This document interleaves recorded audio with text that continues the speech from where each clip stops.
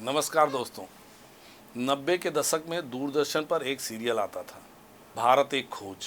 ये आधारित था पंडित जवाहरलाल नेहरू की लिखी हुई पुस्तक पर। इस सीरियल के अंदर एक एपिसोड में पृथ्वीराज चौहान की कहानी दर्शाई गई थी।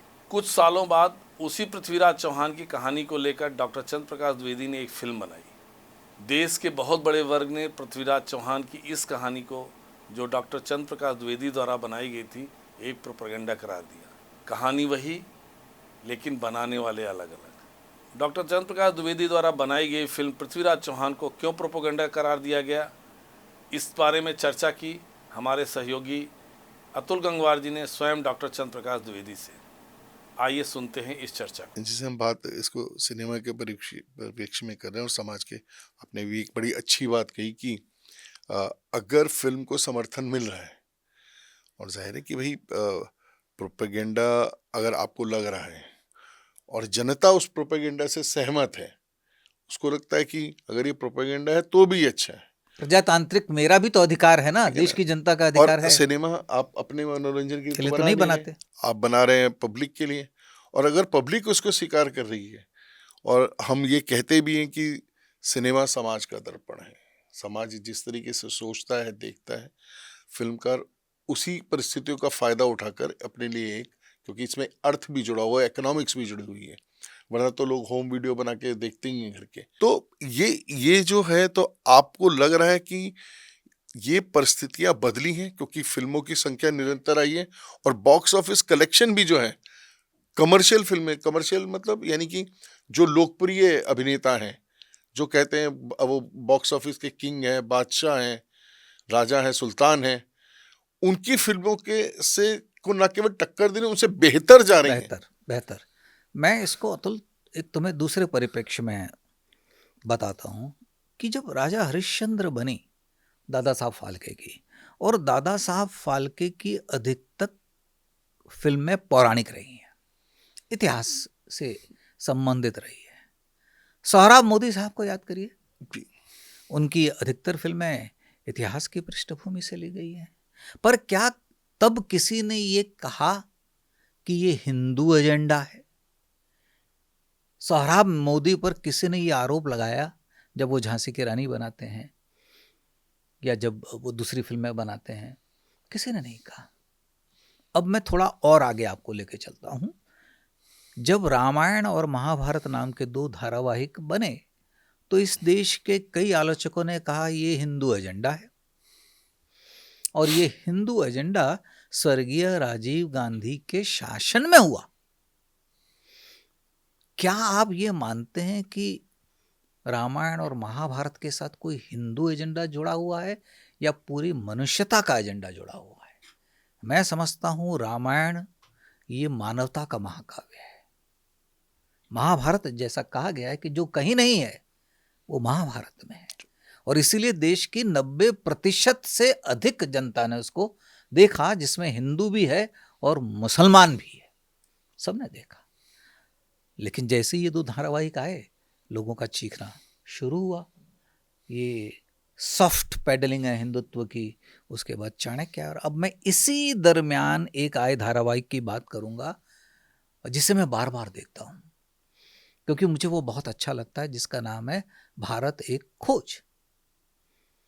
डिस्कवरी ऑफ इंडिया, जो भारत के इतिहास की बात करता है, पर वह इतिहास की बात नेहरू जी के दृष्टिकोण से है। नेहरू जी को आमतौर पर लोग इतिहासकार नहीं मानते हैं, पर उनका यह अधिकार है। पर उन्होंने जब लिखा तो क्या किसी ने कहा कि इसमें नेहरू जी का कोई एजेंडा है? जैसे मैं एक उदाहरण देता हूं, डिस्कवरी ऑफ इंडिया के एक प्रकरण में, 2 प्रकरण चाणक्य और चंद्रगुप्त पर हैं, उसमें एक जगह कहा गया कि चाणक्य एज अ ब्राह्मण फॉक्स, यहाँ उसका वर्णन भी बताया गया और उसकी तुलना लोमड़ी से की गई। पर क्या उस समय किसी भी व्यक्ति ने लिखा कि यह तुलना अयोग्य है या इस तुलना की आवश्यकता नहीं है? खास तौर पर एक ऐसे व्यक्ति को जिसका लिखा हुआ अर्थशास्त्र, कौटिल्य का लिखा हुआ अर्थशास्त्र विश्व में एक सम्मानित ग्रंथ है। कौन हमारे गौरव को नीचे ला रहा है? पर तब किसी ने नहीं कहा। ऐसी बहुत सारी वस्तुएं डिस्कवरी ऑफ इंडिया में, मजेदार बात आपको बताता हूँ कि डिस्कवरी ऑफ इंडिया में पृथ्वीराज पर भी एक प्रकरण है। मैंने एक फिल्म बनाई पृथ्वीराज, और जो बातें डिस्कवरी ऑफ इंडिया के पृथ्वीराज में सही थी, वह बातें मेरे पृथ्वीराज में गलत थी। मैंने कहा लोगों को, आपके सामने है, आप जाके देखिए। पर जिनको नहीं देखना है उन्हें, आमतौर पर एक समीक्षक कभी ये नहीं लिखता है कि उस समय संगमरमर नहीं था, इसलिए कि उन्हें कोई त्रुटि उस प्रकार की मिल नहीं रही है, इसलिए वो संगमरमर पर आ गए। पर उन्होंने मुझे नहीं पूछा कि मैं आपको इसका उदाहरण दे देता हूँ। 2014 के बाद ये क्यों हुआ? क्योंकि मेरा ये मानना है कि हमारा समाज संक्रमण काल से गुजर रहा था, हम अपनी पहचान को ढूंढ रहे थे। एक ऐसा समय था जिसमें भारतीय समाज एक निर्णायक मोड़ पर आकर खड़ा हुआ कि यदि भारत की सुरक्षा, भारत का सम्मान यदि वापस लाना है तो किस पक्ष को मत दिया जाए।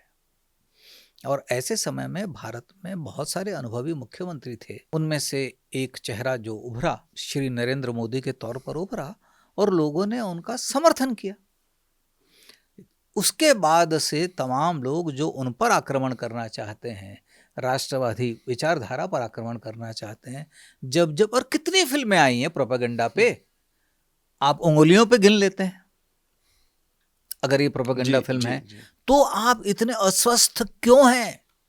नहीं, जैसे मैंने आपको कहा, या हमारी चर्चा में आया भी, कहीं ना कहीं जिस दाव से आप दूसरे को चित्त करते थे, वो दाव आज आपके ऊपर उल्टा पड़ रहा है।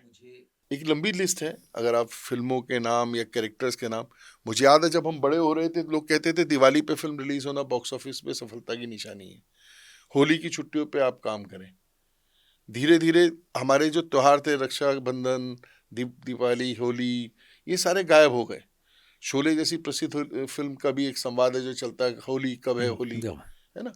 तो धीरे धीरे धीरे एक नैरेटिव, एक सॉफ्ट पावर के माध्यम से, क्योंकि जो दिखने में आया, जो लगता है कि जिस तरीके से भारतीय सिनेमा, जिसे भारतीय सिनेमा कहने की बजाय बॉलीवुड कहा जाता है, वो लोग अपने को बॉलीवुड कहलवा के गौरवान्वित महसूस करते हैं, और हम जो एक नया सिनेमा उसको भारतीय सिनेमा कहते हैं। तो भारतीय सिनेमा से भारतीयता निकाल के उसको बॉलीवुड बनाकर आज देखिए पूरा का पूरा सिस्टम चेंज है। होली दिवाली तो दिखाई नहीं देते कहीं, भाई बहन का प्रेम, रक्षाबंधन कहीं नहीं दिखाई देता किसी संदर्भ में, और ऑडियंस भी उसकी आदी हो गई है। अगर रक्षाबंधन पे कोई अक्षय कुमार फिल्म लेकर भी आता है तो फ्लॉप होती है, क्योंकि उसको दर्शक नहीं मिलते, क्योंकि एक उस तरीके की सोच बनाई गई है। तो ये जो धीमे से आपको, आपकी दृष्टि वही रही, दृष्टिकोण आपका बदल दिया गया, और अब फिर दृष्टि तो वही है, लेकिन फिर दृष्टिकोण बदला जा रहा है। धुरंधर आकर आपको बता रही है कि आप कायर कौम नहीं है, आप तो घर में घुस के ठोकते हैं और ऐसे मारते हैं। जो आपके देश में संसद पर हमला हुआ उसके अपराधी को भी नहीं छोड़ा गया, जो आपका प्लेन हाईजैक जिसने किया उसको भी नहीं छोड़ा गया।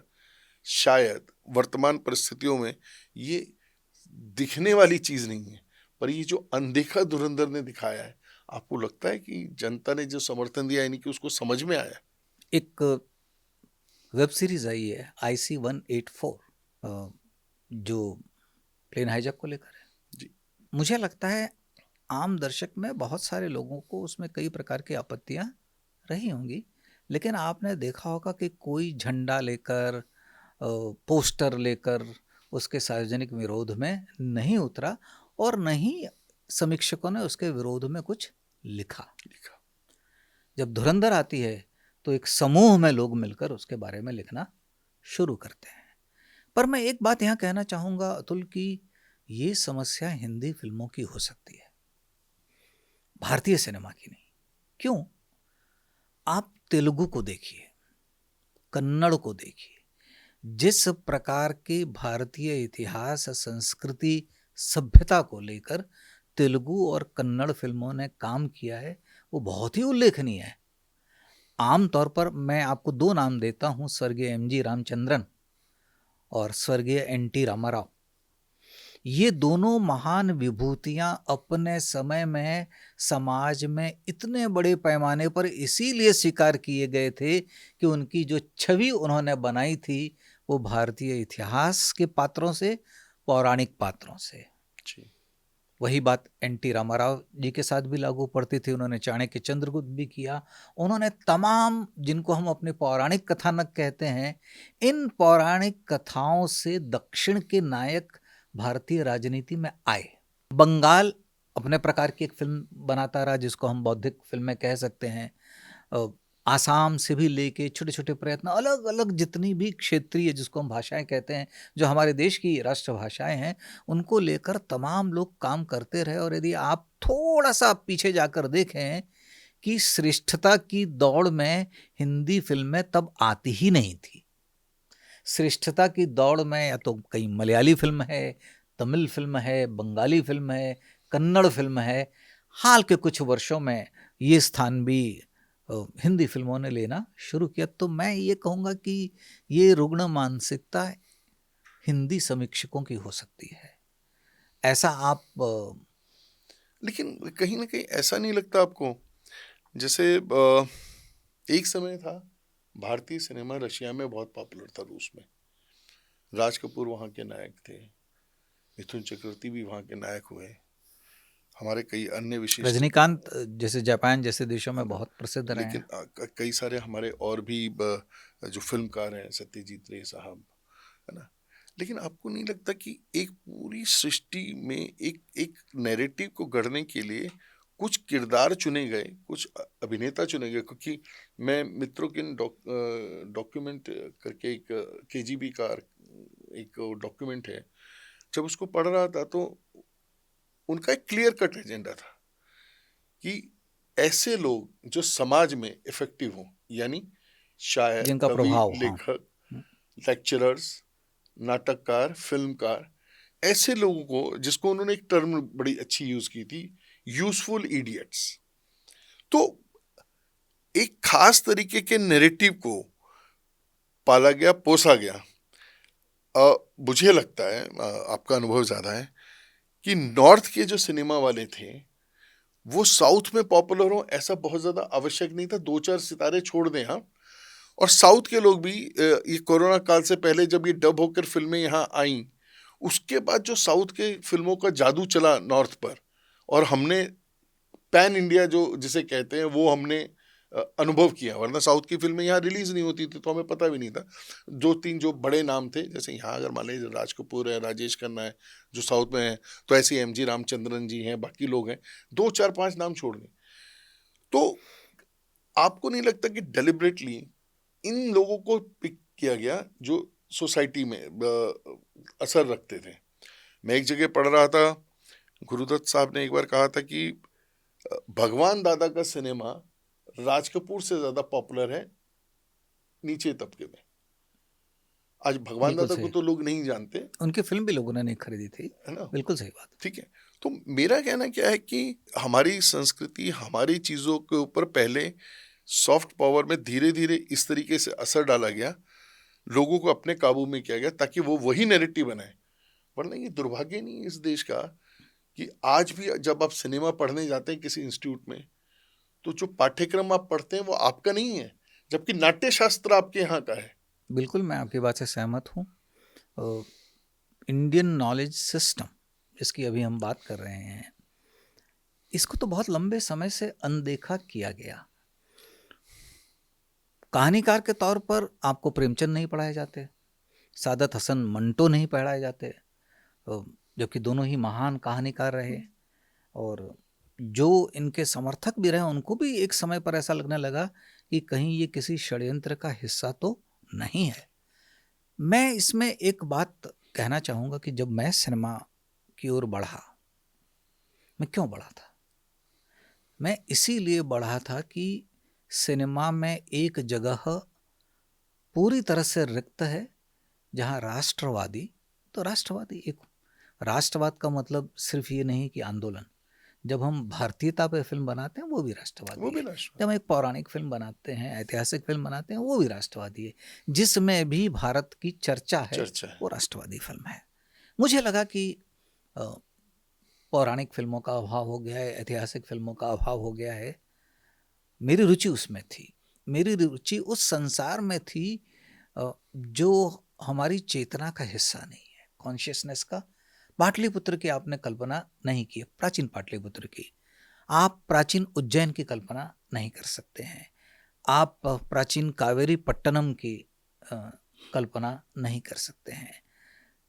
मेरे मन में था कि प्राचीन वाराणसी, प्राचीन मथुरा, क्या था वो भारत का वैभव जिस वजह से हम सभ्यता की दौड़ में आगे थे। क्या उस भारत से कुछ फिल्में लाई जा सकती हैं?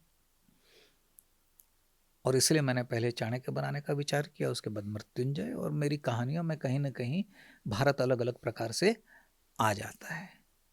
लेकिन अचानक 92, 93, 94 के बाद दूरदर्शन की नीतियां, दृश्य श्राव्य माध्यमों की नीतियां जिस प्रकार से बदली, और उसी के साथ जैसे ही प्राइवेट चैनल्स आ गए भारत में, उनका पूरा ध्यान दूसरी ओर चला गया था। मैंने कुछ दिनों एक चैनल पर काम भी किया था और मैंने कहा था भारतीयता कहाँ है, समाज कहाँ है, उसकी चिंताएं कहाँ हैं, वो सब गायब हो गया था। उसी का एक विस्तार हमारे सिनेमा में हुआ।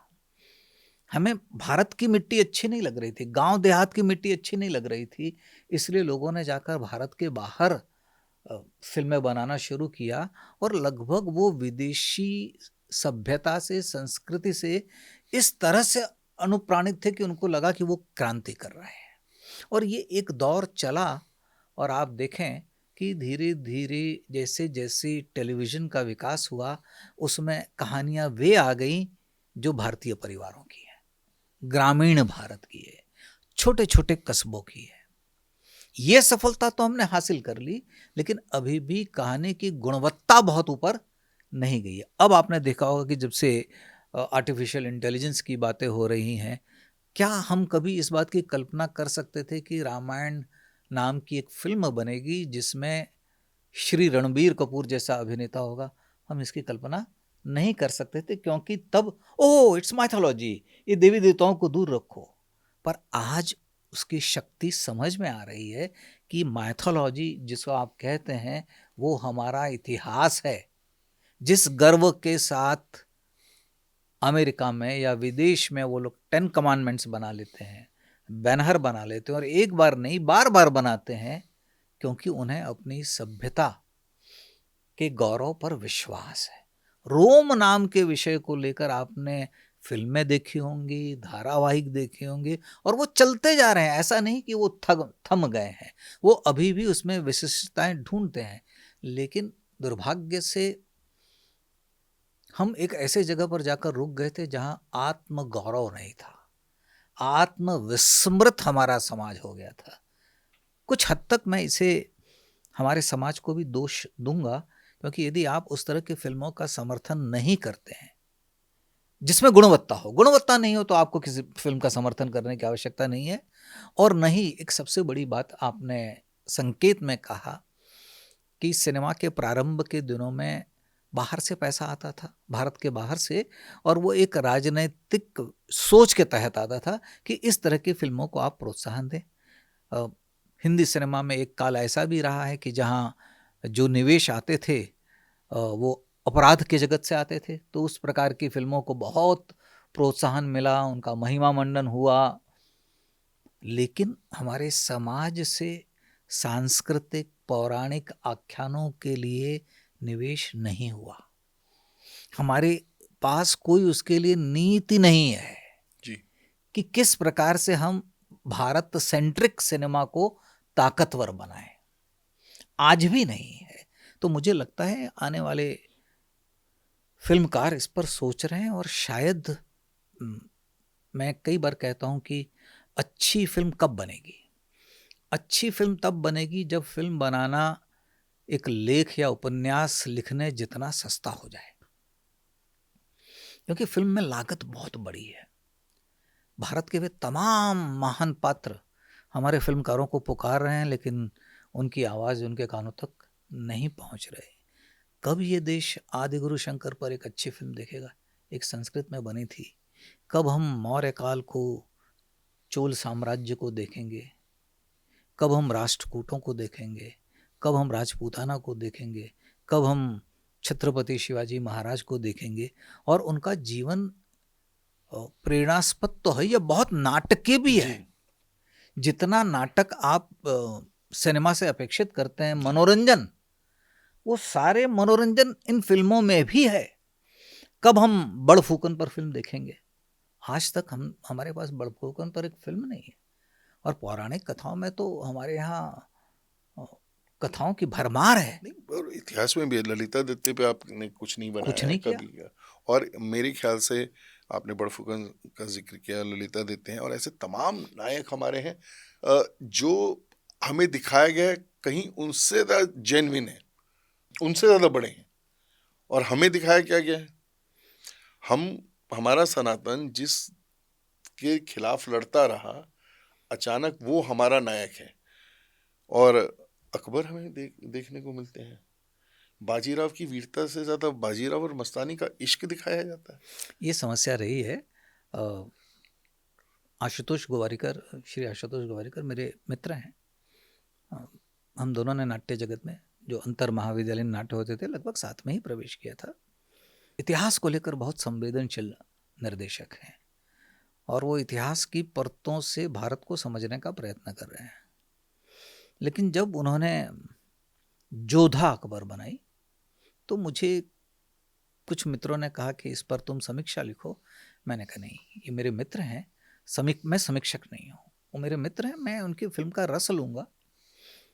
लेकिन हाँ, आशुतोष को ये ज़रूर कहूँगा कि आशुतोष, तुमने अकबर को लेकर फिल्म बनाई, ये बहुत अच्छा किया, लेकिन यदि मैं अकबर को लेकर फिल्म बनाता तो मेरा रेफरेंस पॉइंट एक और वीर शिरोमणि राणा प्रताप होते और दूसरा रेफरेंस पॉइंट इस देश का एक लेखक जो उस समय देश को जगाने की कोशिश कर रहा था, जिसका नाम है गोस्वामी तुलसीदास होते।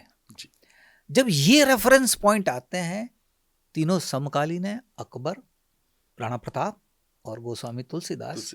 इन तीनों को जब आप एक साथ में एक फिल्म में या एक दो तीन फिल्मों के माध्यम से जब आप साथ में रखेंगे, तब आपको पता चलेगा कि राष्ट्रभक्त कौन है, भारत के विकास, उन्नति, गौरव के लिए किसने क्या काम किया।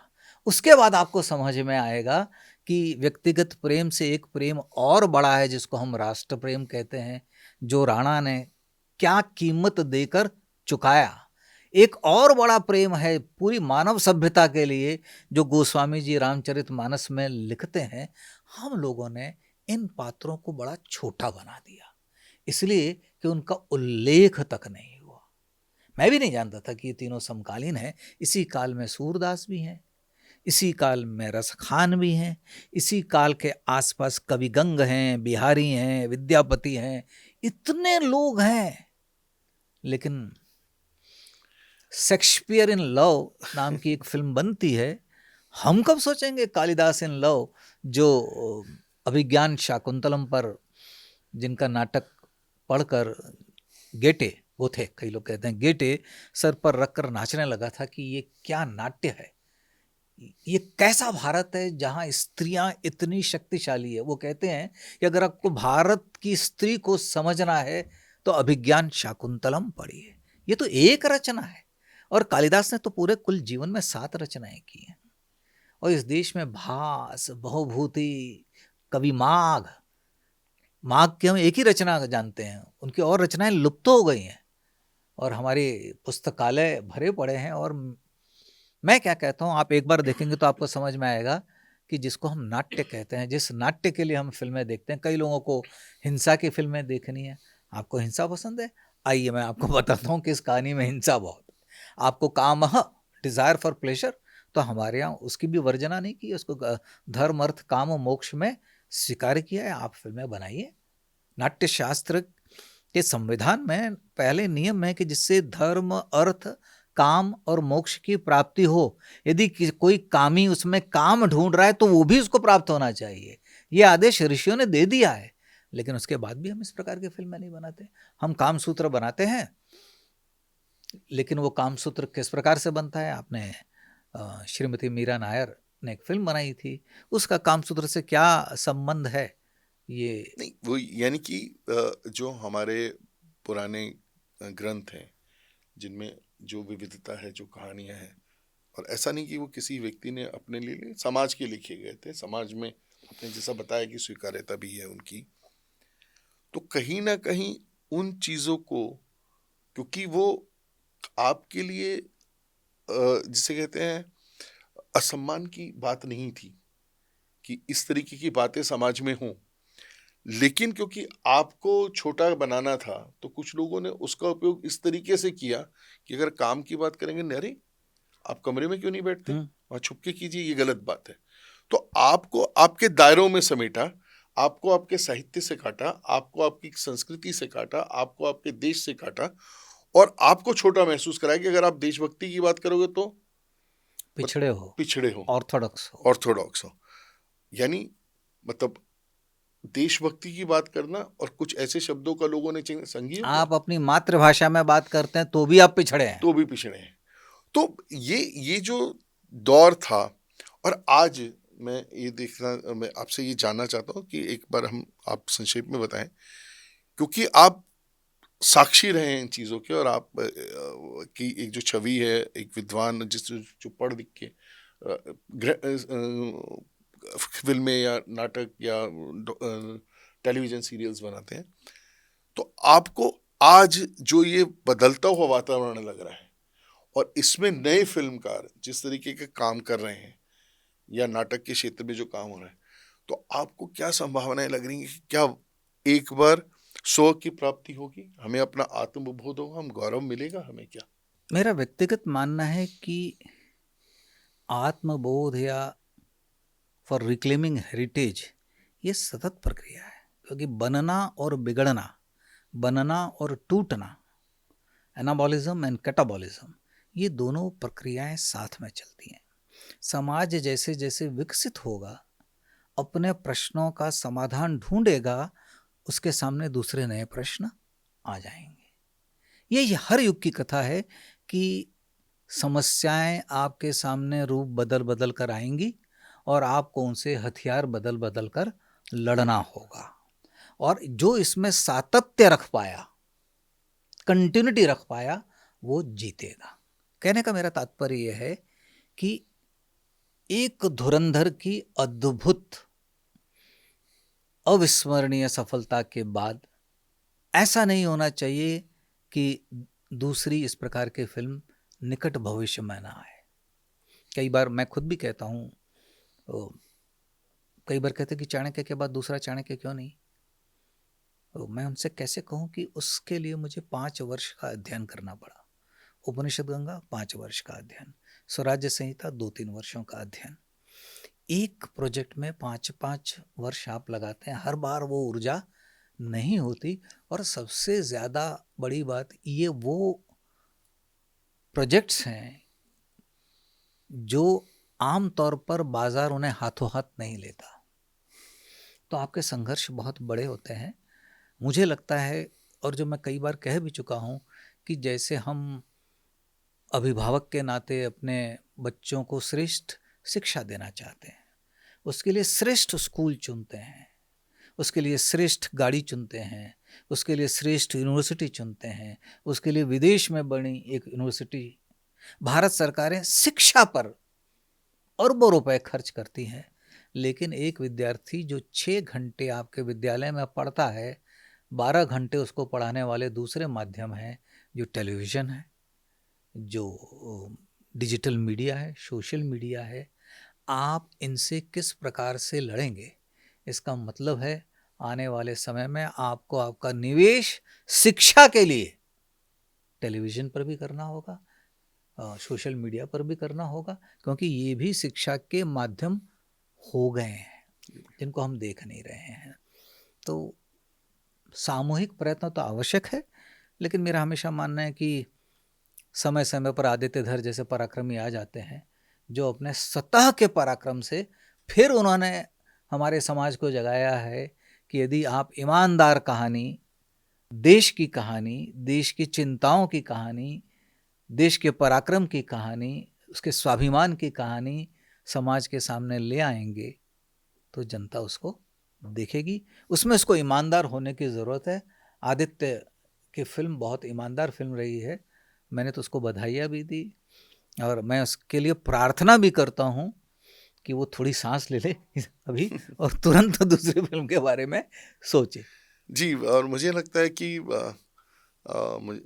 जो आज हमने चर्चा की है, इसकी सार्थकता इस बात में है कि हमने एक बात जो आपने कही अभी, निरंतरता, एक आदित्य धर से ये काम ना नहीं होगा, होगा। कुछ और लोग प्रेरित हो आदित्य धर से और फिर एक जो श्रृंखला शुरू हो, क्योंकि अ, चिंता इस बात की है कि धुरंधर की सफलता के बाद और धुरंधर 2 की सफलता के बाद हो सकता है कि जो दूसरे लोग हैं उनके तीर तर्कश तेज हो गए हों, क्योंकि पिछले 70 साल से वो पोषित थे, उनके पास साधन है, संसाधन है और वो एक नैरेटिव गढ़ रहे थे। तो उन्हें हो सकता है कि इसके लिए तैयारी करनी शुरू कर दी हो कि अब इस विचार को जो ये अब पब्लिक के दिमाग में आया है, क्योंकि अगली बार कोई 5 साल बाद आदित्यधर, कोई 5 साल बाद कोई चंद्र प्रकाश द्विवेदी बनाएगा, तो ये जो 5 साल का समय है ये उनके लिए पर्याप्त है इस पे पोछा लगाने के लिए। पर मैंने तय किया था कि मैं ये नहीं बताऊंगा, बहुत अंतरंग और व्यक्तिगत बातें हैं।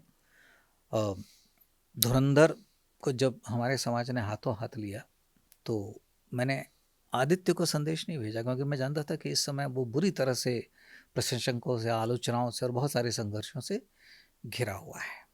मैंने यामी को संदेश दिया कि अभूतपूर्व फिल्म के लिए, अभूतपूर्व फिल्म की अभूतपूर्व सफलता के लिए तुम्हें और आदित्य को शुभकामनाएं। तो वहाँ से मैंने भेजा नहीं कि उसने मुझे एक क्लिप भेजी जो चाणक्य की थी। तो मैंने यामी को लिखा कि इस समय तुम्हें धुरंधर की सफलता मनाने के बजाय तुम ये क्या देख रही हो जो तुम मुझे क्लिप भेज रही हो। तो उसने मुझे लिखा, डॉक्टर साहब ये मैंने नहीं, आदित्य ने मुझे अभी भेजी है, वो भी इस समय बैठ के देख रहा है। तो मुझे बड़ा अच्छा लगा। उसका कहने का तात्पर्य ये था कि हम लोग इससे इंस्पायर्ड हुए और चाणक्य के कारण नहीं, जिस वातावरण में वो पला बड़ा है उसकी परिणति धुरंधर में हुई। अब इस धुरंधर को देखकर मैं समझता हूँ दूसरे पराक्रमी योद्धा पैदा होंगे। बिल्कुल। और मुझे लगता है कि क्योंकि आप ने एक समय ये विजन रखा और बहुत लोगों के लिए मार्गदर्शन का काम किया, मार्गदर्शक का काम किया चाणक्य के माध्यम से, और हमारे लिए तो एक समय में वो प्रेरणा का स्रोत था। और हम जब बड़े हो रहे थे, और मुझे आज भी याद है, हम करे राष्ट्र आराधन है तो संग गीत, लेकिन उसमें उसका इतना सुंदर प्रयोग हुआ था कि वो रोंगटे खड़े कर देता था और वैसा कभी दोबारा मिला नहीं। तो मैं, और ये भी आपने एक बड़ी अच्छी जानकारी दी कि आदित्य जी के लिए भी और यामी जी, आदित्य जी के लिए भी चाणक्य प्रेरणा का स्रोत रहा।